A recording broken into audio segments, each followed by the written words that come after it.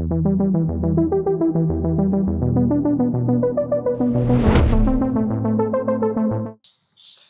everyone, welcome back to my YouTube channel.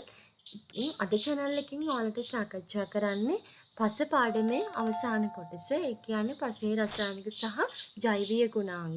මීට කලින් මම ඔයාලට මේ 12 වසර පළවෙනි පාඩම සාකච්ඡා කරලා තියෙනවා. ඒ කියන්නේ කාලගුණීය පාඩම. ඒක මේ වෙනකොටත් මගේ channel එකේ අප්ලෝඩ් කරලා තියෙනවා.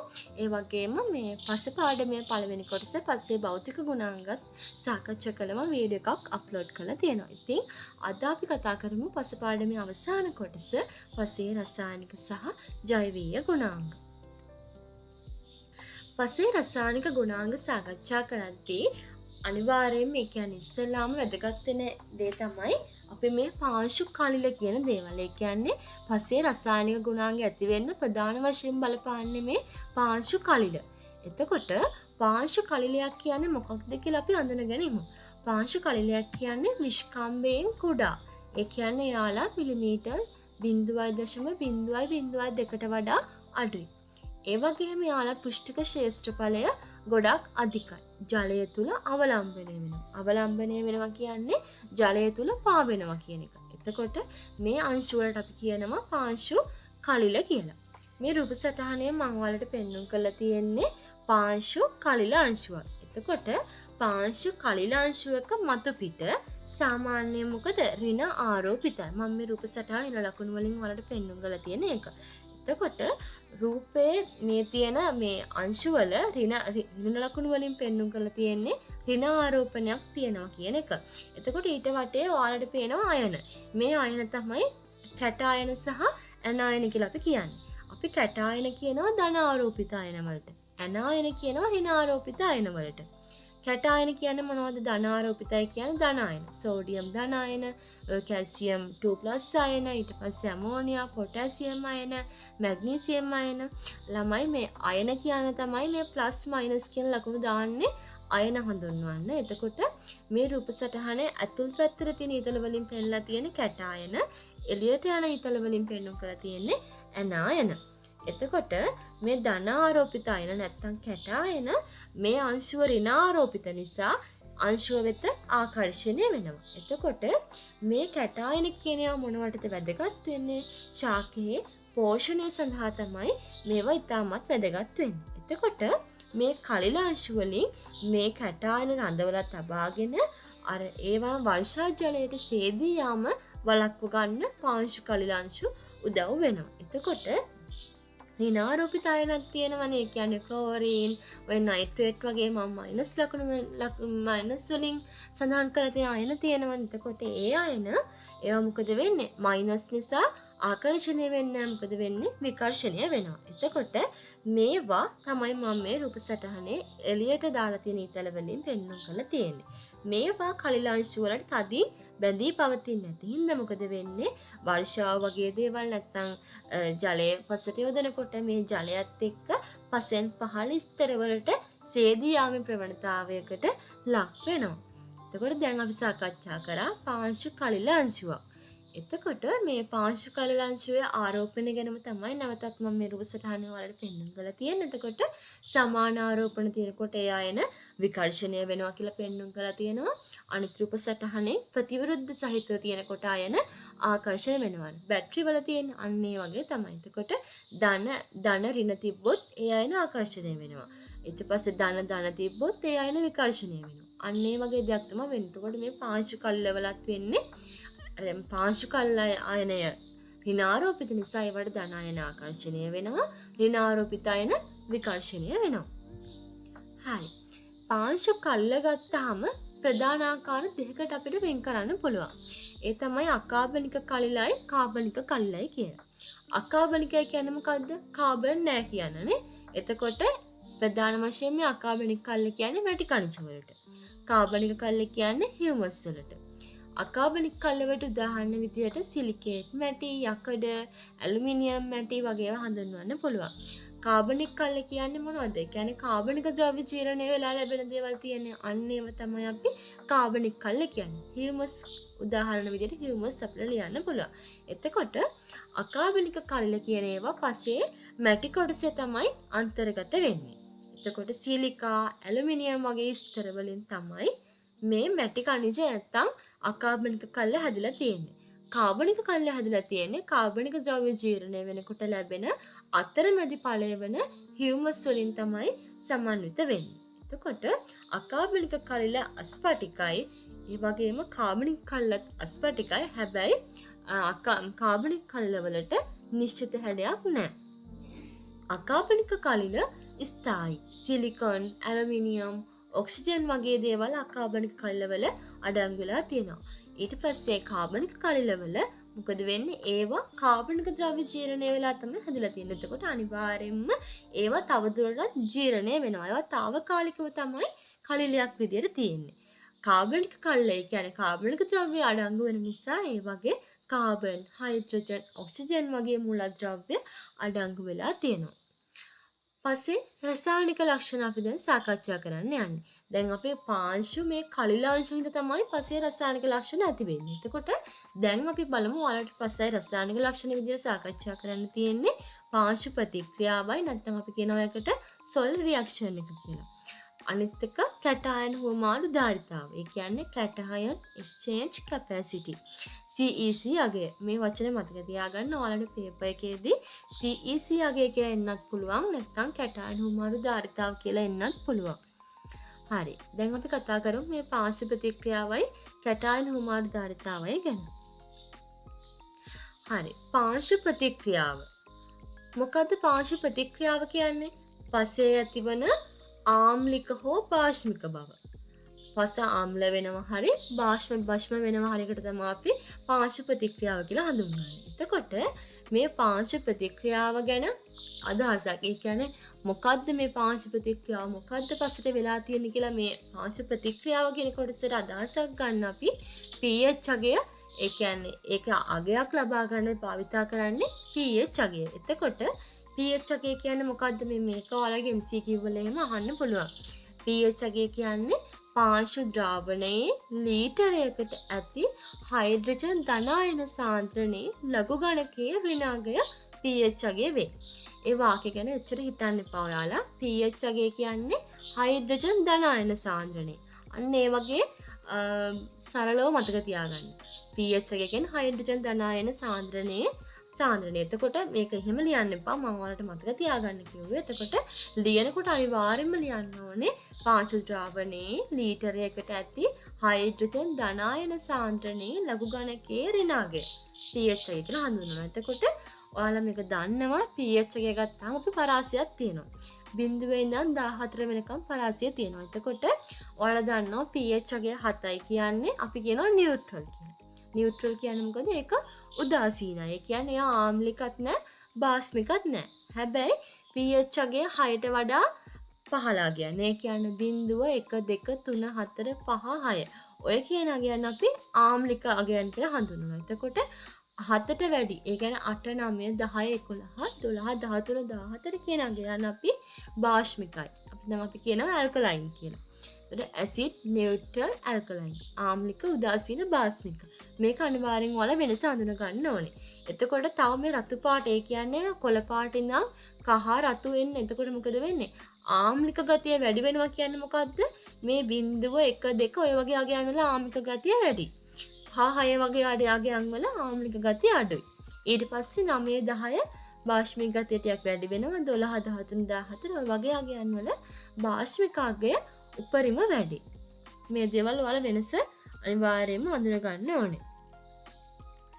එතකොට මේ රූප සටහනේ මම ඔයාලට පෙන්වන්න කළ තියෙන එක. එතකොට අපි දැන් pH අගේ ඔය 6.5ත් 7ත් වගේ අතර, ඒ කියන්නේ උදාසීන අගය තියෙන්නේ 6.5 වගේ අතර අගයන් තමයි අපි සාමාන්‍යයෙන් ශාකවල හොඳින් වර්ධනය වෙන්න තියෙන ඕන පරාසය කියලා හඳුන්වන්නේ. ඒ කියන්නේ ඒවා ආම්ලිකත් නැහැ, බාස්මිකත් නැහැ.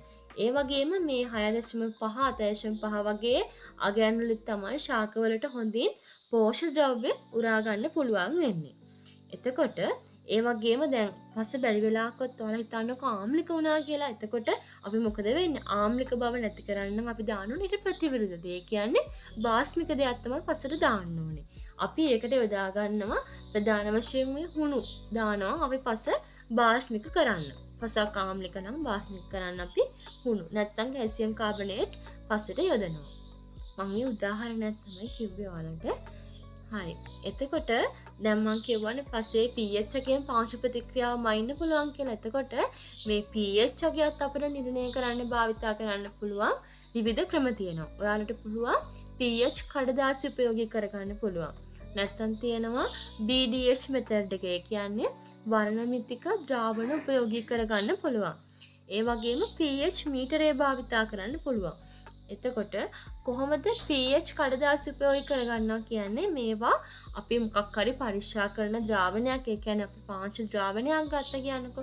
එතකොට ඒ පාංශු ද්‍රාවණයට මේ pH කඩදාසි වලින් මේ තීරුවක් අපි දානවා ඒ ද්‍රාවණයට. දැම්මට පස්සේ යම්කිසි වර්ණයක් ඇති වෙනවා. එතකොට මේ කලින් රූප සටහනේ වගේ මේ එක එක වර්ණ තියෙනවනේ. එතකොට මේ විදියට මේ රතු ඉඳන් ඔය කොළ දක්වා වර්ණ තියෙනවා. ඔය වර්ණ වෙනස් වීම අනුව අපිට කියන්න පුළුවන් pH අගේ මෙයා ආම්ලිකද බාෂ්මිකද කියලා. ඒ pH කඩදාසිත් එක්කම එනවා pH පේපර් එකේ ඒ මයින්න විදිය. ඔය රූප සටහනකින් පෙන්වලා තියෙන දිගපටියක්. එතකොට ඒ තියෙන විදියට අපිට ආම්ලිකද බාෂ්මිකද කියලා අඳුන ගන්න පුළුවන්.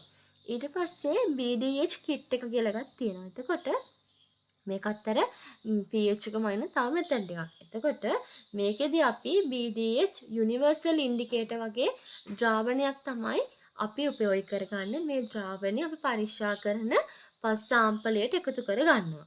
ඊට පස්සේ ඒකෙදි ලැබෙන වර්ණය අපි BDH chart එකක් තියෙනවා. අර pH කඩදාසි වල එක වගේම BDH kit එකෙත් ඒකේ chart එකක් තියෙන මේ රූප සටහනේ වලට පේනවා ඇති. එතකොට මේ BDH chart එක උපයෝගී කරගෙන අපි pH අගය කියවලා ගන්නවා. එතකොට ඔයාලා ශේෂ්ත්‍රයේදී නැත්තම් පොළවේදී පස පරීක්ෂා කරනකොට මේ BDH kit එක බහුලව භාවිතා කරනවා. ඊට පස්සේ අවසාන විදිහට අපිට පාවිච්චි කරන්න පුළුවන් pH අගය භාවිත මේ මයින්න දැන් වැඩිපුරම භාවිතා කරන මේ pH මීටරය. pH මීටරේ දැන් ඒවා ඉලෙක්ට්‍රික් ඒවා දැන් කියන්නේ ඩිජිටල් ඒවා දැන් ගොඩක් වෙළඳපොලේ ගන්න තියෙනවා. එතකොට ලැබ් වල භාවිතා කරන්නේ මේ ඩිජිටල් pH මීටර්. එතකොට මේ වගේදී මොකද වෙන්නේ මේ ඩිජිටල් pH මීටර් වලදී මේ වගේ තියෙන ඉලෙක්ට්‍රෝඩයක්. එතකොට මේ නිල් පාට වාචනයක ගිල්ලලා තියෙන ඉලෙක්ට්‍රෝඩය. එතකොට මේ ඉලෙක්ට්‍රෝඩය ද්‍රාවණයේ ඒ කියන්නේ පාංශු ද්‍රාවණයේ ගිල්ලපුවාම අපිට pH අගය සංඛ්‍යාත්මකව ඒ කියන්නේ ඩිජිටල් විදිහට මේ රූපයේ තියෙන මේ වගේ තිරය මත පෙන්වුම් කරනවා. මේ pH අගය 7යි කියලා දාලා තියෙන ඒ වගේ pH අගය කොච්චරද කියලා මේ තිරේ පෙන්වුම් කරනවා. එතකොට ප්‍රධාන වශයෙන්ම රසායනාගාර පරීක්ෂණවලදී මේ pH මීටරය බහුලව භාවිතා කරනවා. එතකොට මේ වගේ අර අනිත් ඒවාට වඩා ඉතා ඉක්මනින්ම අපිට අවශ්‍ය අගය ලබා ගන්න පුළුවන්. එතකොට ඉතා නිවැරදි දත්ත ලබා ගන්න අවශ්‍ය නම් අපි මේ pH මීටරය භාවිතා කරනවා. මොකද මේ pH කඩදාසි BDH කිට් දෙකටම වඩා ඇකියුරසි එක ගොඩක් වැඩි මේ pH මීටරේ. හරි. දැන් අපි තවදුරටත් විස්තර විදිහට සාකච්ඡා කරලා බලමු කොහොමද මේ pH කඩදාසි උපයෝගී කරගෙන pH එකේ මයින්. එතකොට BDH කිට් එකෙන් කොහොමද මයින්නේ මේ විදිහට අපි දැන් බලමු. ඉස්සෙල්ලාම pH කඩදාසි උපයෝගී කරගන්නකොට අපි ඉස්සෙල්ලාම කරන්නේ අපි ශේෂ්ත්‍රය අපිට අවශ්‍ය පස් සාම්පලයක් තෝරාගෙන මේ පස් සාම්පලය අපි හොඳින් කුඩු කරගන්නවා. ඒ කියන්නේ අර වන සහ මොහොල කියලා තියෙන විද්‍යාගාර උපකරණයක්. එතකොට ඒ වන සහ මොහොල ආධාරයෙන් අපි පස් සාම්පලය හොඳින් කුඩු කරගන්නවා. කුඩු කරලා අපි ඒක මිලිමීටර 2 පෙනයරයකින් තමයි පෙරන්නේ. පෙරලා අපි ඒකෙන් 5 ග්‍රෑම් 20ක් අරගෙන බීකරයකට දානවා. ඒ බීකරයට අපි ආස්ත ජලය ඒ කියන්නේ ඩිස්ටිල් වෝටර් කියන්නේ ඩිස්ටිල් වෝටර් මිලිලීටර් 100ක් එකතු කරනවා. එකතු කරලා විනාඩි 5ක් විතර අපි ඒක හොඳින් කලවම් කරලා මොකද කරන්නේ විනාඩි 1ක් පමණ වෙන්න අපි නිශ්චලව තියනවා. ඒ කියන්නේ ඒකේ තියෙන රොන් මඩ වගේ ටික පහළට මිදෙන්න අපි ටික වෙලාවක් තියනවා. තියලා pH කඩදාසිය අපි ඒ ද්‍රාවණයට දානවා. දැන් අර ඔක්කොම ටික අවලම්බනය වෙලානේ තියෙන පහළට. ඊට පස්සේ pH කඩදාසිය දානවා. දැම්මට පස්සේ අපිට ඒ වර්ණය අපේ තියෙන pH කඩදාසිය අර කලර් chart එකත් එක්ක අපිට කම්පෙයාර් කරලා බලන්න පුළුවන්. අපිට අදාළ pH අගය ඇසිඩික්ද නියුට්‍රල්ද නැත්නම් ඇල්කලයින්ද කියලා. ඒ විදිහට තමයි pH කඩදාසිය ප්‍රයෝගය කරගෙන අපි pH එකය මනින්නේ. එතකොට මේ රූප සටහනෙත් ඔයාලට මම ලේසියෙන්ම අවබෝධ කරගන්න පුළුවන් විදිහට රූප සටහනක් දාලා තියෙන්නේ. එතකොට ওই විදිහට තමයි pH කඩදාසි භාවිතා කරලා අපි pH එකය මනින්නේ. හරි. දෙවෙනි මෙතඩ් එක තමයි BDH කිට් එක. නැත්නම් අපි කියනවා වර්ණ මිතික ද්‍රාවණ උපයෝගී කර ගැනීම කියලා. මේකෙදි BDH නලයක් සකස් කරලා BDH නලයක් තියෙනවා. මම මේක රූප සටහනක් නම් ඔයාලට දාලා නැහැ. net එකේ search කරලා බලන්න BDH tube කියලා. එතකොට BDH නලයක් සකස් කරලා ඒකට අපි බේරියම් සල්ෆේට් කියන රසායනික ද්‍රව්‍ය කුඩු කරලා ඒ කුඩු එක් කරනවා. ඊට පස්සේ ඒවා පසුත් අපට අවශ්‍ය අනුපාතයට අපි එක් කරනවා. එක් කළා ඒකට ආසු ජලය කියන්නේ ඩිස්ටිල් වෝටර් එකතු කරනවා. එකතු කළා අර BDH ඉන්ඩිකේටර් එකක් කියන්නේ මේක අර අඳුන ගන්න පුළුවන් ද්‍රාවණයක්. වල හිතන්නකො නිකන් ඒ ද්‍රාවණය දැම්මම ඒක යම්කිසි වර්ණ විපර්යාසයකට ලක් වෙනවා. ඒක අර ඒ ද්‍රාවණය අඳුන ගන්න අපි දාන දෙයක්. ඒක ඉන්ඩිකේටර් එකක් කියන්නේ ඒකයි. එතකොට ඒ ඉන්ඩිකේටර් එක එක් කරනවා. එක් කරාට පස්සේ එක් කළා අපි ඒ ද්‍රාවණය හොඳින් සොලවනවා. සොලවලා මිශ්‍ර කරනවා. මිශ්‍ර කළා අර විදිහටම පැහැදිලි ද්‍රාවණයක් වෙනකන් අපි පැත්තකින් නිශ්චලව තියනවා. නිශ්චලව තියලා ඉහළ තියෙන පැහැදිලි ද්‍රාවණයේ වර්ණය අපි නිරීක්ෂණය කරනවා.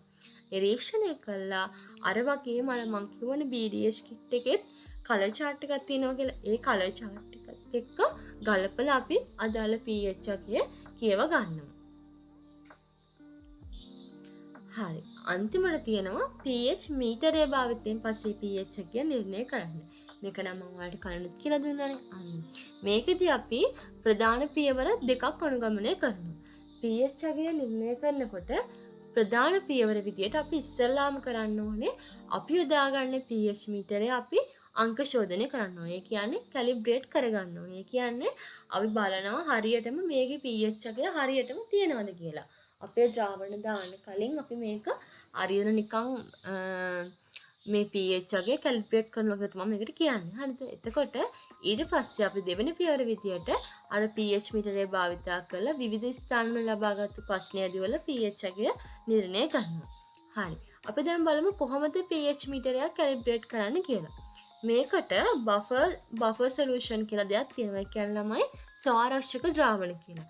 pH 4, pH 7, pH 11 කියලා බෆර් සොලියුෂන් තියෙනවා. මේවා මේ pH මීටර් එක හදනකොට ඒ ආයතන වලින් මේවලා තියෙන්නේ. එතකොට ඒ වගේ pH එකේ අනිවාර්යෙන් ඒ කියන්නේ එක ද්‍රාවණයක pH එකේ අනිවාර්යෙන් 4යි.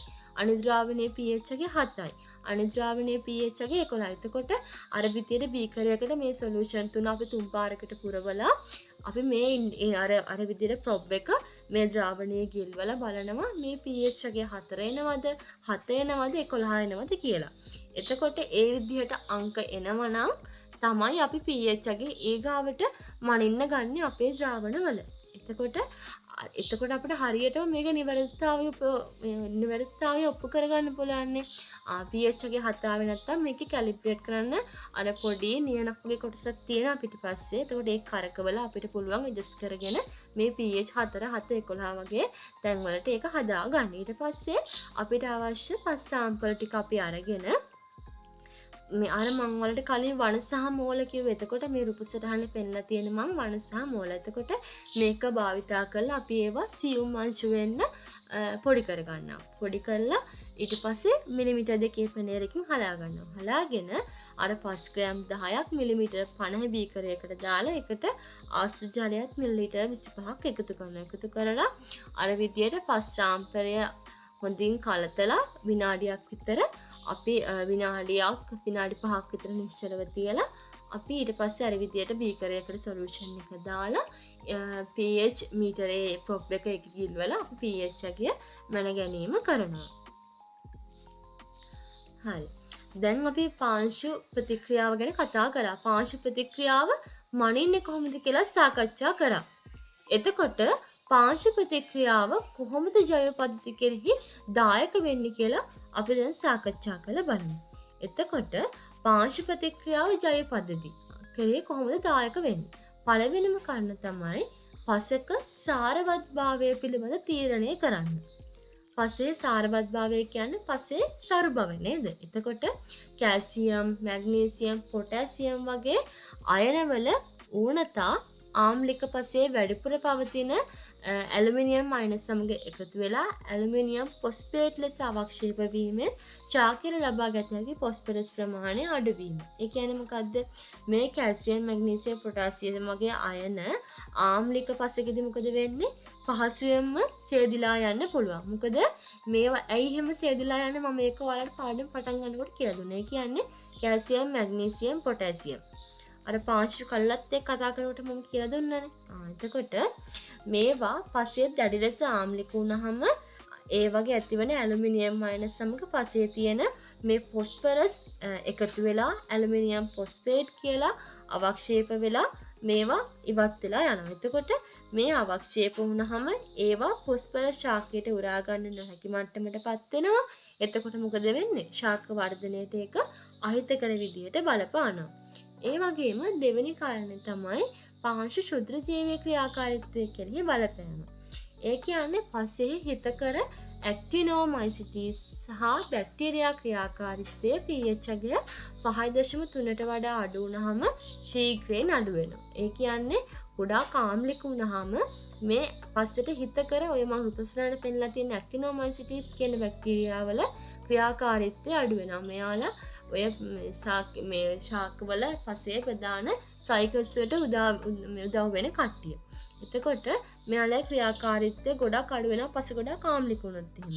ඒ හින්දා පසේ සිදුවන ස්වභාවික නයිට්‍රීකරණය, කාබනීකරණය වැනි ක්‍රියාවලින් අඩපණ වීමකට ලක් වෙනවා. ඒ හින්දා අපි මේ පසේ pH අගය කියන දේවල් වගේ මැනලා අපිට ඒ පසට කරන්න පුළුවන් දේවල්. ඒ කියන්නේ ආම්ලිකයි නම් මම වලට කිව්ව හුණු දාන්න කියලා අන්න ඒ වගේ ක්‍රම අපිට ප්‍රයෝගී කරගන්න වෙනවා. ඒගාව කාරණය තමයි මේ පාංශු ප්‍රතික්‍රියාව පාංශු ජීවීන්ගේ ව්‍යාප්තිය දැනගන්නත් අපිට උපයෝගී කරගන්න පුළුවන්. අධික ආම්ලික නැත්නම් අධික බාෂ්මික පස්වල ශුද්ධ ජීවී ක්‍රියාකාරීත්වය අඩුයි. ගොඩක් දුරට නියුට්‍රල් අවධියේදී කියන්නේ උදාසීන අවධියේ තමයි හොඳ පාංශු ජීවී ක්‍රියාකාරීත්වයක් තියෙන්නේ.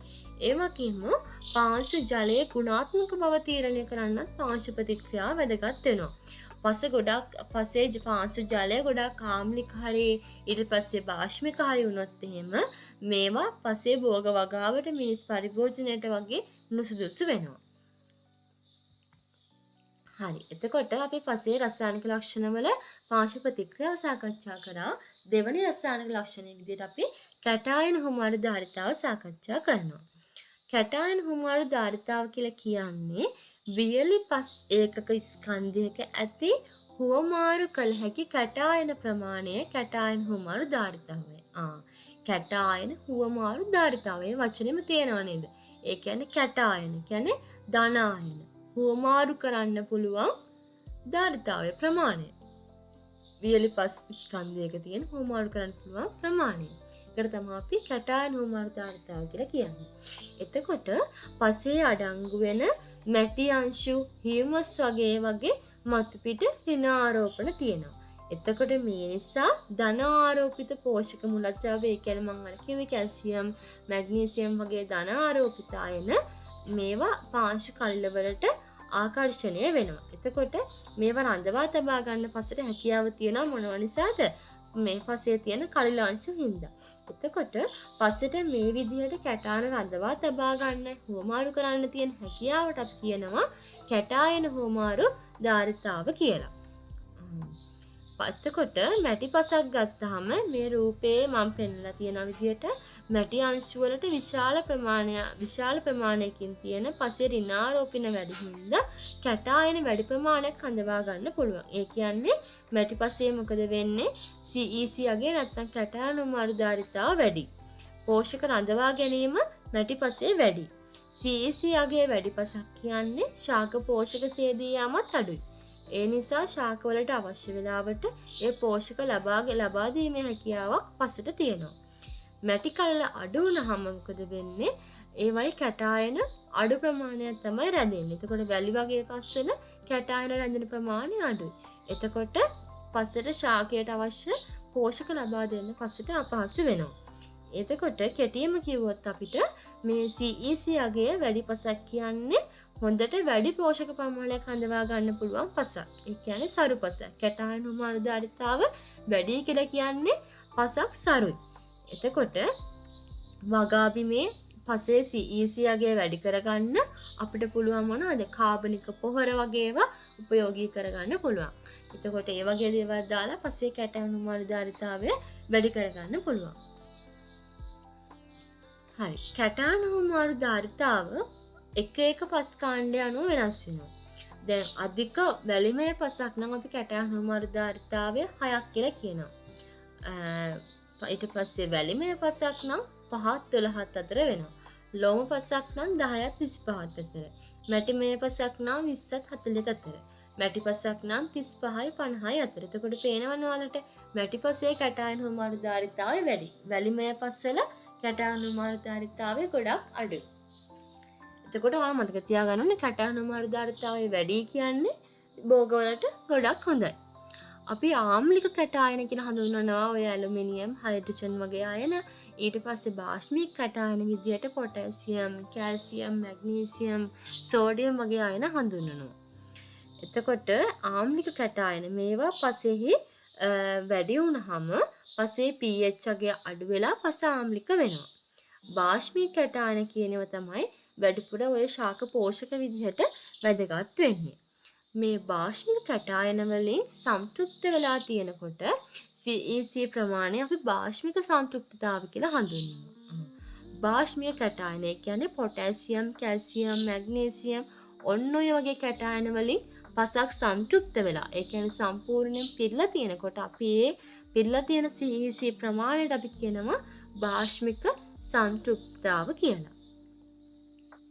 එතකොට මේ CEC කෙරෙහි බලපාන සාධක නැත්නම් කැටායන හුමාරුදාරිතාව ඇති වෙන්න බලපාන සාධක මොනවද?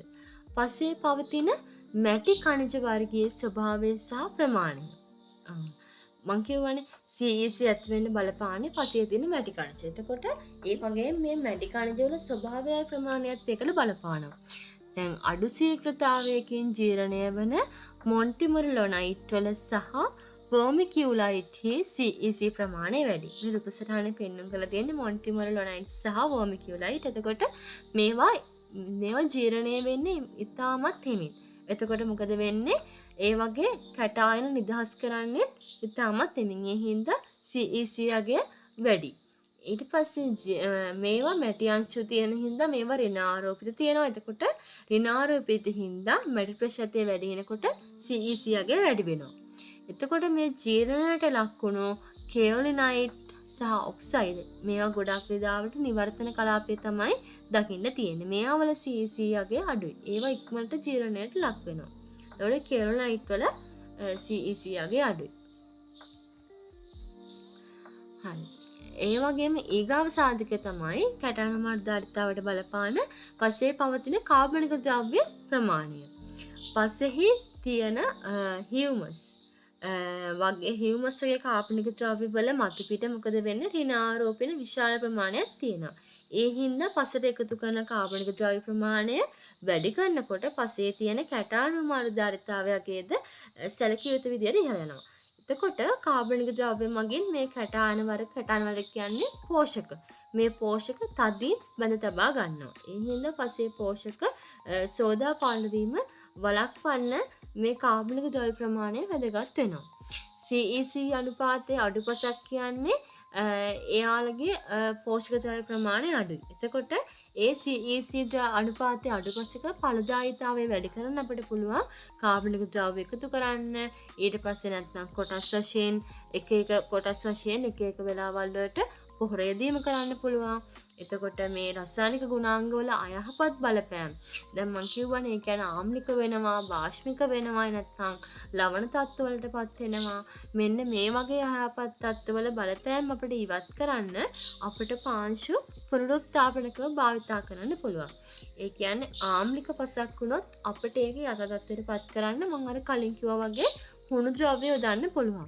ශාරීය පසක් යථාර්ථයටපත් කරන්න අපිට ජිප්සම් යොදන්න පුළුවන්. ලවණ පසක් නම් අපිට ජලය බඳ තියලා ඉවත් කරන්න පුළුවන්. ඔය කුඹුරු වල කරන්නේ ඔය තත්ත්ව තමයි කියන්නේ කුඹුරු වල මේ ලවණ පස ඇති වෙනවා. එතකොට අපි අර කුඹුරු වල ජලය බැඳලා තියෙන ඉවත් කරනවා. එතකොට අපිට මේ ලවණතාවය අදත්තරපත් කරන්න පුළුවන්. හරි. දැන් අපි පසේ රසායනික ලක්ෂණ ඔක්කොම කතා කරලා ඉවරයි. දැන් අපි පසේ අවසාන ලක්ෂණ විදියට ජෛවීය ගුණාංග කතා කරන්න යන්නේ. ජෛවීය කියද්දිම තේරෙනව නේද? පසේ ජෛවීය කියන්නේ කවුද? ජීවීන් කියන්නේ. පසේ ජෛවීය ගුණාංග නිසා මේ පසක් නැත්නම් ශාකයක් සාරවත් වෙනවා. එතකොට මේ පස සාරවත් වෙන්න පාංශු ජීවීන් බලපාන. එතකොට පාංශු ජීවීන් කියන්නේ කවුද? පස වාසස්ථානය කරගෙන ජීවත් වෙන අපි ජීවීන්ට කියනවා පාංශු ජීවීන් කියලා. මේ පාංශු ජීවීනුත් අපිට ප්‍රධාන කොටස් තුනකට බෙදන්න පුළුවන්. ඒ තමයි ශුද්ධ ජීවීන්, මජ්ජා ජීවීන් සහ මහා ජීවීන් කියලා. ශුද්ධ ජීවීන් කියන්නේ කවුද? ඉතාමත්ම කුඩා. ඒ කියන්නේ මෙයාලා පියවිහට පේන්නේ නැහැ. ශරීරයේ පළල මිලිමීටර් 0.1ට වඩා අඩුයි. පියවියසට පැහැදිලිව නොපෙනෙන ජීවීන් අපි කියනවා ශුද්ධ ජීවීන් කියලා. උදාහරණ විදිහට ඔය දිලීඩ, බැක්ටීරියා, ඊට පස්සේ ඇල්ගී, ප්‍රොටෝසෝවා, නෙමටෝඩා අන්නේ කට්ටිය අපි ශුද්ධ ජීවීන් කියලා හඳුන්වනවා. මෙයාලගේ විශේෂත්වය තමයි මෙයාලා පියවියසට පේන්නේ නැහැ කියලා කිව්වනේ මම. ඒ වගේම මෙයාලට පුළුවන් පසේ තියෙන ද්‍රව්‍ය චක්‍රීකරණය කරන්නත් වියෝජනය කරන්නත් පුළුවන්. ඒ වගේම ඊළඟ පාංශු ජීවීන් කාණ්ඩය තමයි මජ්ජා ජීවීන්. මජ්ජා ජීවීන්ලගේ ශරීරයේ පළල මිලිමීටර් 0.1ත් මිලිමීටර් 1ත් අතර ජීවීන් වෙනවා. එතකොට මෙයාලට විදිහට උදාහරණ විදිහට ලයිකන, මයිටාවන්, ප්‍රොටොරාවන් වගේ අය දක්වන්න පුළුවන්. මම මේ රූප සටහනේ ඔයාලට පෙන්නලා තියෙන්නේ ලයිකනයි මයිටාවයගේ රූප සටහනක්. ඊට පස්සේ අන්තිම එක විදිහට මහා ජීවීන්. මහා ජීවීන් කියන්නේ කවුද? අපිට පියවිහට පේන කට්ටිය. ශරීරයේ පළල මිලිමීටර් 1ට වඩා වැඩි ජීවීන්. උදාහරණ විදිහට ඔය ගැඩවිලා, වේයා, ඊට පස්සේ කුහුඹුවා, කුරුමිනියා වගේ සත්තු මහා ජීවීන් විදිහට දාන්න පුළුවන්. මෙයාලා මොකද කරන්නේ? පස ප්‍රධාන වශයෙන් පස පෙරලනවා. පස පෙරලනවා. ඊට පස්සේ පසේ වාතාශ්‍රය හොඳින් තියාගන්න. ඊට පස්සේ ඒ වගේ දේවල් කළා මොකද වෙන්නේ? පාංශු ව්‍යුහය වැඩි දියුණු කරන්න මේ මහා ජීවීන් කියන කට්ටිය ගොඩක් උදව් කරනවා. එතකොට මේ පාංශු ජීවීන්ගේ ජෛව පද්ධති වලට තියෙන වැදගත්කම මොනවද? වැදගත්කම් ගොඩක් සාකච්ඡා කරන්න පුළුවන්. අපි ටිකක් සාකච්ඡා කරමු. එතකොට පළවෙනි කරුණ තමයි කාබනික ද්‍රව්‍ය වියෝජනය. ඒ කියන්නේ පාංශු ජීවීන් විදිහට ඉන්නකොට මොකද කරන්නේ? එයාලා පසට එකතු වෙන ශාක සත්තු කොටස් අපි ඒවට කියනවා පසට එකතු කරන කාබනික ද්‍රව්‍ය කියලා. ශාක කියන්නේ මරුණු සත්ත්ව කොටස් වගේ දේවල් ශාක සත්ත්ව කොටස් වියෝජනය කරලා ඒව පෝෂක විදිහට මේ හදලා නැවත පසට නිකුත් කරනවා. එතකොට මේවා පසේ සාරවත් බව වැඩි කරන්න අත්‍යවශ්‍ය වෙනවා. ඒවා තමයි ශාක වලින් ශාකයට උරා ගන්නෙ. දෙවෙනි කරුණ තමයි පසෙහි පෝෂක සුලභතාව වැඩි කිරීම සහ පෝෂක ප්‍රතිචක්‍රීකරණය. උදාහරණ විදියට ඇමෝනීකරණ බැක්ටීරියා වලින් අර මල කාබනික ද්‍රව්‍ය වලින් ඇමෝනියා නැත්නම් ඇමෝනියම් හදනවා. නයිට්‍රීකරණ බැක්ටීරියා වලින් මේ ඇමෝනියම් හරි ඇමෝනියම් ශාක වලට අවශෝෂණය කරන්න පුළුවන් නයිට්‍රේට් අයන බවට ඔක්සිකරණය කරනවා. ඊට පස්සේ නයිට්‍රජන් තිර කරන බැක්ටීරියා වලින් මොකද කරන්නේ? වායුගෝලයේ නයිට්‍රජන් තිර කරන්න දායක වෙනවා. මේ නයිට්‍රජන් තිර කරන ඒ කියන්නේ නයිට්‍රොසොමනස්, නයිට්‍රොබැක්ටර් අන්න ඒ වගේ බැක්ටීරියා වලින් නයිට්‍රජන් තිර කරලා ශාකයට ලබා ගන්න පුළුවන් ওই නයිට්‍රේට් අයන බවට පත් කරන්නේ මේ නයිට්‍රේකරන බැක්ටීරියා. එතකොට එයාලා තමයි ශාකයට කෙලින්ම මේ වායුගෝලයෙන් නයිට්‍රජන් ලබා ගන්න බෑ. එතකොට අර පසේ ඉන්න ශුද්ධ ජීවීන් තමයි මේ වායුගෝලයෙන් නයිට්‍රජන් නයිට්‍රේට් කියන අයන බවට පත් කරලා ශාකයට උරා ගන්න පුළුවන් තත්ත්වයට පත් කරන්නේ. ඒ වගේම මේ පාංශු ජීවීන් කාබනික ද්‍රව්‍ය වියෝජනය කරලා පරිසරික සමතුලිතතාවය රැක ගැනීමට උදව් කරනවා. ආර නයිට්‍රජන් තිර කරන බැක්ටීරියා වල උදාහරණයක් තව කියන්න බැරුව නමට රයිසෝබියම් කියන බැක්ටීරියාව අඳුන්වන්න පුළුවන්. මම රුක් සටහනෙත් පෙන්වන්න කරලා තියෙනවා. එතකොට කාබනික ද්‍රව්‍ය වියෝජනය මගින් පාරිසරික සමතුලිතතාවය රැක ගන්නවා කියවනේ. ඒකට අපිට උදාහරණ විදිහට දාන්න පුළුවන් ගැඩවිලෝ. එතකොට මේ ගැඩවිලෝ වගේ මහල් ජීවීන් පස සිදුරු කළ පසේ තියෙන වාතාශ්‍රය ඊට පස්සේ ජල වහනය වගේ දේවල් ක්‍රමවත් කරනවා. එතකොට මොකද වෙන්නේ? පරිසරයේ මේ තියෙන කාබනික ද්‍රව්‍ය මේවා වියෝජනය කළා පස්සේ සමතුලිතතාවය රැක ගන්නවා. නැත්තම් මේ සුදු ජීවීන් නැත්තම් මේ පස තුල මොනතරම් දේවල් එකතු වෙනවදනේ? මෙයාලා තමයි මේ සියලුම මල කාබනික ද්‍රව්‍ය මේ දේවල් වියෝජනය කරලා මේ පරිසරයේ සමතුලිතතාවය රැකගන්නේ. ඊළඟ වැදගත් කාරණය තමයි පසක පවතින දූෂක වියෝජනය. පසට කාබනික ද්‍රව්‍ය එකතු කිරීම. එතකොට පසක පවතින දූෂක ඒ කියන්නේ පාංශු ජීවීන් ශාක හා සත්ත්ව අවශේෂ වියෝජනය කරලා පසට කාබනික ද්‍රව්‍ය හියුමස් එකතු කරනවා. ඒ නිසා පසට එකතු වෙන දූෂක වියෝජනයකට ලක් වෙනවා. කෘෂිකර්මාන්තයේදී පාංශු ජීවීන් භාවිතා කරනවා. ඒ කියන්නේ කොම්පෝස්ට් පොහොර නිෂ්පාදනය, වර්මි කොම්පෝස්ට් නිෂ්පාදනය, ඔය රූපසටහන පෙන්ලා දෙන වර්මි කොම්පෝස්ට් ඔය පස් වගේ තියෙන කොටස් ළමයි පස් නෙමෙයි. ඒවා මේ අපි ඔය කෙසෙල් කොටන් ඊට පස්සේ ග්‍රීසීඩියා ඔය වගේ දේවල් ඔය වර්මි කොම්පෝස්ට් එක හදන්න අපි පාවිච්චි කරනවා. එතකොට මේ එයාලා සම්පූර්ණයෙන් මේ ශාක කොටස්ම කාලා. ඒ කියන්නේ ඔය ඉවත් කරන මේ ග්‍රාස් කටර්ස් වලින් ඉවත් කරන ග්‍රාසස් තියෙන අන්නේ දේවල් ඊට පස්සේ ඔය අතු කොටස් අන්නේ දේවල් මේ එයිසීනියා පැතිඩා කියලා පණු විශේෂයක් ඉනවා. එයා තමයි වර්මි කොම්පෝස්ට් දැන භාවිතා කරන්නේ. එයිසීනියා පැතිඩා. හරිද? එතකොට ඒ තියෙන පණු විශේෂය තමයි ඒ තියෙන සම්පූර්ණ ශාක කොටස් කාලා එයාලා ඉවත් කරන මල පහ වගේ තමයි. එයාලා අයින් කරන කොටස ෂැඩින් ඉවත් කරන කොටස් තමයි අපි පොහොර විදිහට පාවිච්චි කරන්නේ. මේක කිසිම පස් අන්තර්ගත වෙන්නේ නැහැ. සම්පූර්ණ ශාක කොටස් තියෙන. එතකොට බලන්නකෝ මෙයාලා කොච්චර වැදගත් වෙනවද කියලා මේ පාංශු ශුද්ධ ජීවීන්. මෙයාලගේ ක්‍රියාකාරීත්වය ගොඩක් වේගවත්. එයාලට පුළුවන් ඉක්මනින් ඔය පොහොර බවට පත් කරන්න. ඒ වගේම කොම්පෝස්ට් පොහොර නිෂ්පාදනය කරද්දිත් ඔය පාංශු ශුද්ධ ජීවීන් තමයි ඔය කොම්පෝස්ට් පොහොර නිෂ්පාදනය කිරීමක් සිද්ධ කරන්නේ. ඒ වගේම ජෛව පොහොර නිෂ්පාදනය. ජෛව පොහොර කියන්නේ ජීවී පොහොරනේ. ඔය ඇසොල්ලා ඔය ජලාශවල මත පිට හැදෙන ඇසොල්ලා මම රූපසටහනේ දාලා තියෙන්නේ. එතකොට මේ ඇසොල්ලා කියන්නේ පරිසර පද්ධති වලට හානි කරයි. එතකොට මේවා අපිට මේ පරණාංග අපිට මේවා ගන්න පුළුවන්. මේවා මේ ඇසොල්ලා කියන පරණාංගයයි සහජීව වාසය කරන ඇනබීන කියන සයන බැක්ටීරියාව එකතු කරලා අපිට කුඹුරු වලට දැම්මහම කුඹුරු වලට අවශ්‍ය නයිට්‍රජන් කියන පෝෂකය ලබා දෙන්න පුළුවන්. මොකද කුඹුරු වල තියෙන ඔය ගොයම් හොඳට වර්ධනය වෙන්න අවශ්‍ය ප්‍රධානම මූලද්‍රව්‍ය තමයි නයිට්‍රජන්. එතකොට මේ ඇසොල්ලා අපිට උපයෝග කරගන්න පුළුවන් කුඹුරු වලට අවශ්‍ය නයිට්‍රජන් කියන පෝෂකය ලබා දෙන්න. ඒ වගේම රයිසෝබියම් බැක්ටීරියාව පසෙන් ලබාගෙන විද්‍යාගාරවල ගුණනය කළා රනිල භෝගවලට. රනිල භෝග කියන්නේ මොනවද? බෝංචි මෑ වගේ භෝගවලට භෝගවල බීජවලට ආංකුලනය කරලා නයිට්‍රජන් තිර කරලා පසට නයිට්‍රජන් ලබා ගැනීමක් කරන්න පුළුවන්. මේ ක්‍රියාවලින් හින්දා පසට රසායනික පොහොර දාන අවශ්‍යතාවය මොකද වෙන්නේ? අඩු වෙනවා. මේ පාංශු ජීවීන් වැඩිපුර දාගත්තොත් අපිට පුළුවන් අනිවාර්යෙන් රසායනික පොහොර වල තියෙන අවශ්‍යතාවය අඩු කරන්න. ඒ හින්දා පසේ ස්වභාවිකවම තියෙන සාරවත් බව ආරක්ෂා වෙනවා. මේ හින්දා පසට හඳුන්ලා දෙන ජීව පොහොර එක බයෝ ෆර්ටිලයිසර්ස් වර්ග නිෂ්පාදනය කරන්න මේ පාංශු ජීවීන් ගොඩක් වැදගත් වෙනවා. ඊළඟ වැදගත්කම තමයි ජෛව පලිබෝධනාශක නිෂ්පාදනය. කෘෂිකාර්මික පලිබෝධකයන් පාලනය කිරීම සඳහා අපිට වෙනත් ජීවියෙකු විසින් ස්වභාවිකව නිපදවන සංඝටකයක් හොදා ගන්න පුළුවන්. අපි ඒකට කියනවා ජෛව පලිබෝධක පාලනය කියලා. ඒ කියන්නේ ඔය ඉරිඟු ශාකවලට බැසිලස් තුරෙන්ජෙන්සිස් කියන බැක්ටීරියාවේ අඩංගු වෙන කුමිනාශක ගුණය තියෙන ජාන බද්ධ කරලා පලිබෝධකයන් මර්ධනය කරන්න පුළුවන් කියලා මේ වෙනකොට හඳුනගෙන තියෙනවා.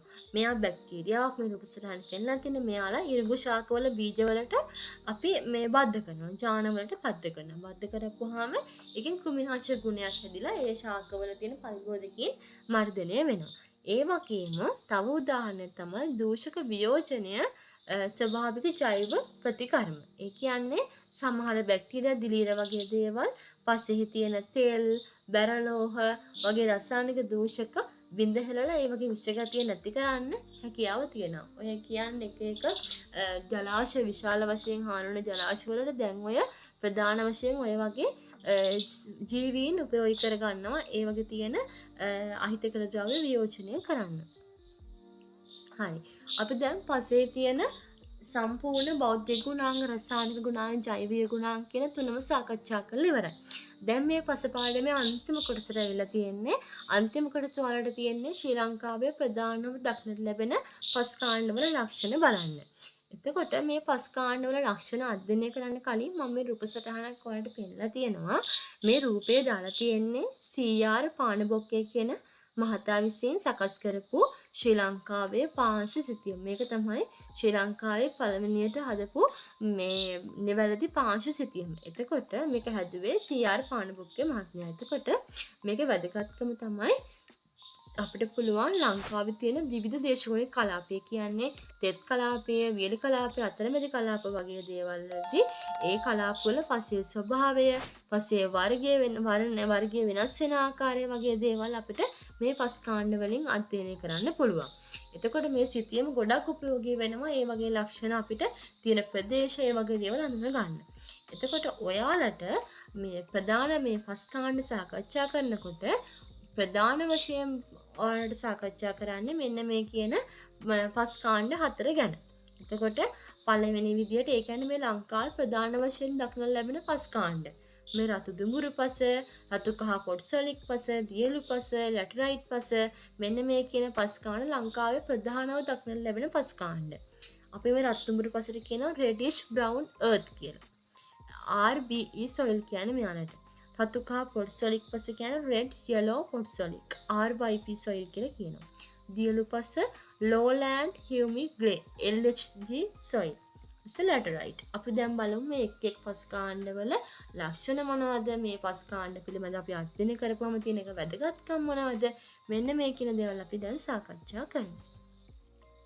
හරි. පස් කාණ්ඩ පිළිබඳ අපි දැන් බලන්න කලින් මේ පස් කාණ්ඩ අධ්‍යයනය කරන එකේ තියෙන වැදගත්කම් මොනවද? අපිට පුළුවන් පස් කාණ්ඩ අධ්‍යයනය කළා පසට අනුකූල භෝග තෝරා ගන්න පුළුවන්. ඒ කියන්නේ ඒ පස මැටි පසක්ද, හොඳට ජලය බැස යන පසක්ද, ජලය බැස යන නැති පසක්ද ඔන්න ඔය කියන දේවල් අපිට පුළුවන් බලලා අපිට පුළුවන් ඒ පසට හරියන භෝගය මොකක්ද කියලා තීරණය කරන්න. ඊට පස්සේ ඉඩම් පරිහරණ රටා තෝරා ගැනීමද. ඒ කියන්නේ මොකක්ද ඒක තේරුම් ගන්න. ඒ කියන්නේ අපි මොකක් හරි ඉඩමක් අපි සල්ලිවට ගන්නවා කියන්නේ එතකොට ඒ ඉඩම අපි අරගෙන අපිට කෙලින්ම වගාවකට ගන්න කලින් අපිට පුළුවන් මේක වගාවකට ගන්නවද නැත්නම් වනාන්තරයක් ඉදි කරන්න ගන්නවද නැත්නම් කර්මාන්තශාලාවකට ගන්නවද කියලා අපිට තීරණය කරන්න මේ පසේ ස්වභාවය වැදගත් වෙනවා. ඒ කියන්නේ පසේ හොඳේ කාබන් ද්‍රව්‍ය වගේ තියෙන දෙයක් නම් අපිට ඒ පස්සේ කෙලින්ම දාගන්න පුළුවන් වගාකඩේ සඳහා. හැබැයි ඒ පස් තදයි නම් කිසි පෝෂණයක් නැත්නම් අපිට වෙන ඉදිකිරීම කටයුත්ත සඳහා ඒ පස උපයෝගී කරගන්න පුළුවන්. ඒ වගේම පාංශ සංරක්ෂණ ක්‍රම භාවිතා කරද්දිත් මේ පස් කාණ්ඩ පිළිබඳ අධ්‍යයනය කරන එක වැදගත් වෙනවා. පසේ සෝදාපාලුව වළක්වා ගන්නකොට සුදුසු උපක්‍රම තීරණය කරන්න. ඒ කියන්නේ හෙල්මලු ක්‍රමයට ගල් වැටි දාන්න අන්න ඒ වගේ දේවල් මේ රූපසටහන පෙන්වන්න කළ දෙන දැන් නුවරඑළිය වැලිමඩ ඊට පස්සේ ඔය වගේ දිස්ත්‍රික් වලට යනකොට ඒ වගේ භෝග වගා කරලා තියෙන්නේ මේ හෙල්මලු ක්‍රමයට. එතකොට එයාලගේ පාංශ සංරක්ෂණ ක්‍රම භාවිතා කරනකොට ඒ පසේ තියෙන ඒ කියන්නේ පසේ ජලය ඉක්මනින් සේදිලා යනවා. මතු පිටින් සේදිලා යනවා. එතකොට පස් තට්ටු පිටින් පහළට යන නිසා ඒක වළක්වන්න ඔය හෙල්මලු ක්‍රමයට නැත්තම් ගල් වැටි දානවා ඔන්න ඔය කියන ක්‍රම උපයෝගී කර ගන්නවා. ඒ වගේම ගොඩනැගිලි ඉදිකිරීම ක්‍රම සැලසුම් කිරීමට. ගොඩනැගිලි මාර්ග නැත්නම් ඔය වේලි ඉදි කරනකොට ඒ බර දරා ගන්න පසට ඇති හැකියාව පරීක්ෂා කරන්නත් පස් කාණ්ඩ අධ්‍යයනය වැදගත් වෙනවා. හරි ප්‍රධාන වශයෙන් වැව් වල වැව් බණ්ඩ එක හදනකොට ඒ වැව් බණ්ඩ හදනකොටත් ඒ වැව් බෑමේ ශක්තිමත් භාවය තීරණය කරන්න වගේ මේ පස් කාණ්ඩය අනිවාර්යෙන් වැදගත් වෙනවා. ජල සම්පාදන ක්‍රම සැලසුම් කරන්න. ඒ කියන්නේ බිඳු ජල සම්පාදන ක්‍රම දානවද විසුරුම් ජල සම්පාදන ක්‍රම දානවද මේ පසට ජලය කොයි කාලාන්තර වලින්ද දාන්න ඕනේ පසට උදේ දාලා හවසත් එහෙම එක දිගට ජලය දාන්න ඕනේද අන්න ඒ වගේ දේවල් තේරුම් කරන් බලන්නත් අපිට මේ පස් කාණ්ඩ වැදගත් වෙනවා. ඒ කියන්නේ දැන් මැටි පසක් නම් වතුර හොඳට ඇඳිලා තියෙනවා ගොඩක් වෙලාවක් නේද? එතකොට අපිට ඒකට වතුර දාන්න ඕන ගොඩක් අඩු ප්‍රමාණයකින්. දැන් වැලි පසක් වගේ නම් ඒකේ වතුර ටක් ගාලා පහළට ගලාගෙන යනවා. එතකොට ඒවට අපි ජලය හැම වෙලාවෙම වගේ දාන්න ඕනේ. හරි. දැන් අපි බලමු මේ අර කතා කරපු ප්‍රධාන පස් කාණ්ඩවල ලක්ෂණ. පළවෙනි පස වලට තියෙන්නේ රතු දුඹුරු පස. මේ රතු දුඹුරු පස නම් වල ගොඩක් දැකලා ඇති. මේවා ශ්‍රී ලංකාවේ ඒ කියන්නේ වපුසරින් 3න් එකක් විතරම පැතිරලා තියෙන්නේ මේ රතු දුඹුරු පස. මේවා ශ්‍රී ලංකාවේ වියලි කලාපයේ අතරමැදි කලාපයේ තමයි බහුලවම දක්නට ලැබෙන්නේ. ඒ වගේම මේවා රතු දුඹුරු පස කියද්දිම තේරෙනවා රතු පැහැයට දුඹුරු පැහැයක් තමයි ගන්නෙ. ප්‍රධාන වශයෙන් මේ පස වැදගත් වෙන්නේ ශ්‍රේෂ්ඨ භෝග වගාවට. පසේ ජල වහනයත් හොඳ මට්ටමක තියෙනවා. යකඩ ඔක්සයිඩ් ඔක්සිහරණය වෙලා තියෙන නිසා තමයි රතු පැහැයක් පෙන්වුම් කරන්නේ. ඒ වගේම පසේ වයන සලකද්දී මතු පිට පස වැලිමය වෙනවා. ගැඹුරට යනකොට ඒකේ මැටි බව වැඩි වෙනවා. ගැඹුර සමග බොරළු ප්‍රමාණයත් වැඩි වෙනවා. පාංශු ව්‍යුහය මතු පිටදී දුර්වල වෙනවා. හැබැයි ගැඹුරට යනකොට ස්ථායීතාවය වැඩි වෙනවා. පසේ වියලි වෙනකොට තද වෙනවා. ඊට පස්සේ පස තෙත් වෙනකොට ඇලෙන සුළු බවක් පෙන්වනවා. ඒ වගේම මේ පසේ pH අගය 6.5යි. ඒ කියන්නේ නියුට්‍රල් අගයක වගේ තමයි යන්නේ. පසේ pH 6.5ක් වෙනවා. EC අගය කියන්නේ මොකද්ද? විද්‍යුත් සන්නායකතාවය. 0.65 මිලිසීමන්ස් සෙන්ටිමීටරයට. පමණද කැටායන හුමාරු ධාරිතාවය. CEC කියන්නේ කැටායන හුමාරු ධාරිතාවය. හොඳට මතක තියාගන්න මේ වචන. CEC අගය කිලෝග්‍රෑමයට සෙන්ටිමෝල් 10ක් 24 වෙනවා. ඒ වගේම මේ වගේ මතු පිට පස ගොඩක් දුර්වල හින්දා අපිට පාංශු සංරක්ෂණකම දාන්න වෙනවා. ඒ වගේම අනිකුත් පස් කාණ්ඩ වලට සාපේක්ෂව CEC අගය වැඩි. ඇයි CEC අගය වැඩි කියන්නේ මේකේ පස අර මැටිමේ ස්වභාවයක් ගන්නවනේ. අන්න ඒ නිසා මේකේ කැටායන හුමාරු ධාරිතාවය වැඩි. ඇයි එයාට පුළුවන් හොඳට කැටායන අයන අවශෝෂණය කරලා තියාගන්න. හරි. ඊළඟ පස් කාණ්ඩය තමයි රතු කහ පොඩ්සොලික් පස. එතකොට මේ පස් කාණ්ඩය තෙත් කලාපයේ තමයි දක්නට ලැබෙන්නේ. එතකොට තේ, රබර්, පොල් වගේ අගවගාවන් සඳහා තමයි මේ පස බහුලවම භාවිතා කරන්නේ. ජල වහනය හොඳට සිද්ධ වෙනවා. වැලිමය මැටි ලෝම වයනයක් තමයි පෙන්වන්නේ. ව්‍යුහය තරමක් ස්ථායි. කැටායන හුමාරු ධාරිතාවය ඒ කියන්නේ CEC අගය කිලෝග්‍රෑමයට සෙන්ටිමෝල් 8ක් 10ක් වගේ අතර අගයක් වෙනවා. අධික වර්ෂාපතනය හින්දා පසේ පෝෂක සේදී යාම වැඩි බැවින් මේකේ මතු පිට පස බොහෝ විට ආම්ලික ගතියක් යුක්ත වෙනවා. ඒ කියන්නේ pH අගය 4ක් වගේ ආම්ලික බවක් තමයි පෙන්වන්නේ. පාංශු කාර්දනයේ අධික ප්‍රදේශවල පිහිටන හින්දා පාංශු සංරක්ෂණකම භාවිතා කරන්න වෙනවා. ඊළඟ පස් කාණ්ඩය තමයි දියලු පස. දියලු පස තියෙන්නේ වියලි කලාපේ. මම මේ රූප සටහනේ පහලින් පෙන්නලා තියෙන්නේ. එතකොට මේවා සාමාන්‍යයෙන් ඔය පහත් බිම් කුඹුරු වගුරු ආශ්‍රිතව වගේ තමයි දකින්න ලැබෙන්නේ. ඔය වී වගාව සඳහා බහුලව භාවිතා කරන්නේ මේ දියලු පස. මේ වගේ ජල වහනය දුර්වලයි. එතකොට මොකද වෙන්නේ? ජලය හොඳට රැඳිලා තියෙනවා. ඒ නිසා තමයි කුඹුරු වගාවට හොඳයි කියලා කියන්නේ. එතකොට මේ වගේ ජල වහනය දුර්වල හින්දා අයන් ඔක්සයිඩ් ඔක්සිහරණ අවස්ථාවෙම පවතිනවා. ඒ හින්දා මේකේ වර්ණය අලු පැහැයක් පෙන්වනවා. මේ කාබනික ද්‍රව්‍ය බහුල හින්දා වර්ණය තද අලු හෝ කළු පැහැයකටත් හුරු වෙනවා. පස්සේ වයනය ගත්තාම වැලිමය ලෝම වයනයක් තමයි පෙන්වන්නේ. ජලයට යට වෙලා පවතින නිසා විශේෂිත ව්‍යුහයක් නැහැ. ඊට පස්සේ ජලයෙන් සංතෘප්ත හින්දා නිර්වාය තත්ත්ව පෙන්වනවා. ඒ හින්දා කාබනික ද්‍රව්‍ය වියෝජනයත් අඩුයි. කාබනික ද්‍රව්‍ය ප්‍රමාණයත් වැඩි. එතකොට මෙයාලගේ කටයන හුමාරු ධාරිතාවය කිලෝග්‍රෑමයට සෙන්ටිමෝල් 15ක් පමණ අගයක් ගන්නවා. අවසාන වශයෙන් ඔයාලට සාකච්ඡා කරන්න තියෙන ලැටරයිට් පස ගැන. ලැටරයිට් පස ගත්තාම මෙයත් රතු දුඹුරු පස වගේ වර්ණයක් තමයි පෙන්වන්නේ. මෙයාලගේ ජල වහනයත් ඉතාම දුර්වලයි. pH අගය ආම්ලික ගතියක් තියෙන. pH එක ගොඩක් අඩුයි. කැටායන හුමාරු ධාරිතාවය CEC අගය වැඩි. ඒ වගේම මෙයාලා ආම්ලික ගතියක් පෙන්වන හින්දා මෙයාලගේ ඔය අයන්, ඇලුමිනියම් වගේ අයන ගොඩක් අධිකයි. ඔන්න මම දැන් පස පාඩමට අදාළ සියලුම කරුණු මේ විදිහේ ඔයාලට සාකච්ඡා කරලා ඉවරයි. ඉතින් ඔයාලට මේ පාඩම හොඳට මේ වෙනකම් තේරෙන්නේ නැති කියලා මම හිතනවා. ඉතින් ඔයාලට තව තේරෙන්නේ නැති කොටසක් තියෙනවා මේ වීඩියෝ එක ආයෙ බලන්න. මම දැන් පස පාඩම සම්පූර්ණයෙන් ඉවර කරලා තියෙනවා. අපි ඊළඟ පාඩමත් එක්ක හම්බෙමු. ඊළඟ පාඩම ඔයාලට තියෙන්නේ බිම් මැනුව පාඩම. ඉතින් මම ඊළඟ පාඩමත් අරගෙන ඉක්මනට වෙන්න. ඔයාලා හැමෝටම සුබ දවසක්.